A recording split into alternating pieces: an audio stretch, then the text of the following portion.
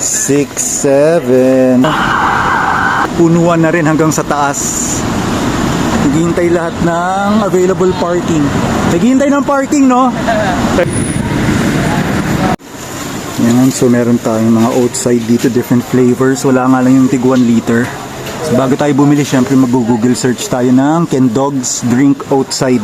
Can Dogs Drink Oat Milk.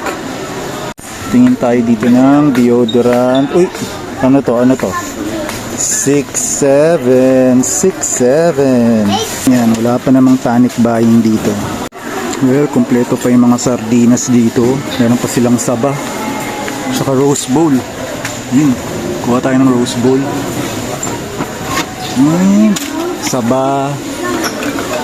Itong saba, pahirapan to makita eh. Tapos sakto, kompleto sila ng flavors kung kailan may super bagyo. Ayan o, lahat ng flavors present sila oh, para matikman ng lahat.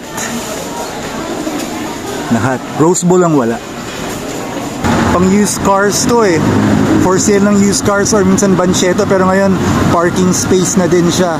Nakaka-stress din talaga kasi pagkatapos na nangyari sa Cebu.